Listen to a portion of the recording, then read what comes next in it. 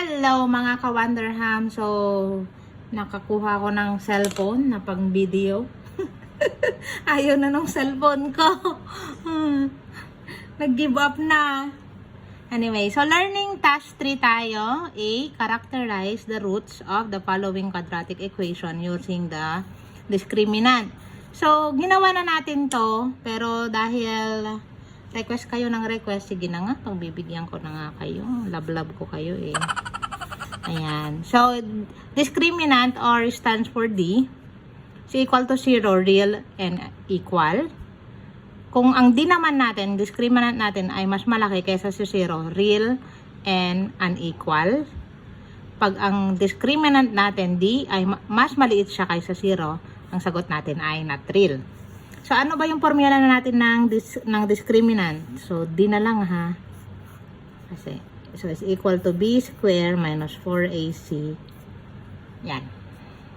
Ang ating, diba, ito dun sa quadratic equation, ito yung nasa loob ng square root. So, ang gagawin natin, ano yung A, B, C natin dito? Dapat kabisado nyo na yan ha. So, ang B natin, 4, pipick up na lang natin. Then, 4 din dito. Ano yung A natin? Tabi ng x square? 1. Constant, 3. So, 4 square, 16.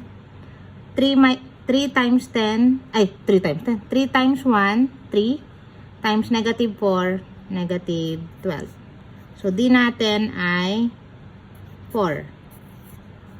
So, ang 4 ba ay ang D natin ay equal to 4. So, mas malaki siya kaysa sa 0. So, ibig sabihin, ang sagot natin dyan ay real and unequal.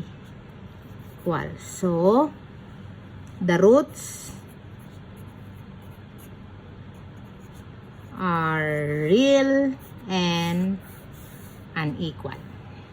So, ganun lang siya kasimple. Next. X square minus 5x plus 4 is equal to 0. So, ano yung D? D is equal to B square minus 4AC is equal to B natin, negative 5 square minus 4. Ano ang tabi ng x square? 1. And then 4. So, 5 square, 25. 4 times 1, 4. Times negative 4, negative 16. So, 9. So, ang D natin, mas malaki na naman siya sa 0. So, the roots are real and unequal. Okay? So, number 3,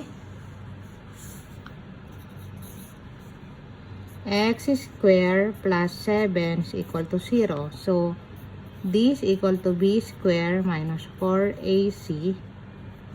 So, ano yung B natin? Walang x lang dito, 'di ba? Na walang ano. So, 0 siya, 0.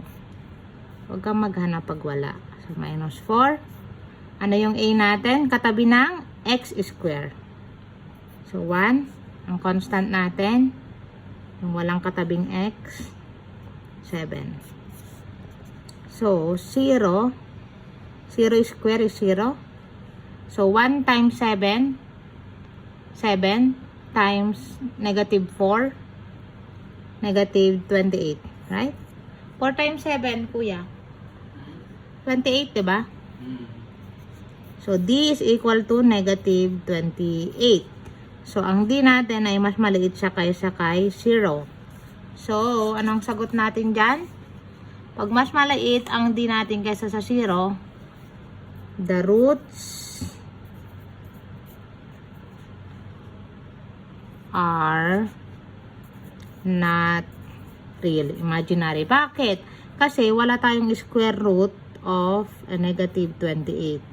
Ang sagot niyan sa higher years, ganyan, I. or imaginary. Okay, so ito yung ating sagot. Oh, yan ang. Erase.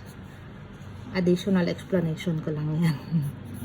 Ma-encounter nyo yan pag mga grade 11 na kayo. So, number 4, 4x square minus 4x plus 1 is equal to 0. So, d is equal to b square minus 4ac. So, ang b natin ay 4, negative 4 square minus 4. Ano ang a natin? 4. Tapos, ito yung c. 1.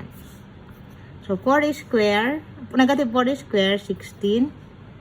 1 times 4, 4 times negative 4, negative 16. So, d is equal to 0. So, paano pag d ay equal to 0? D natin ay equal to 0.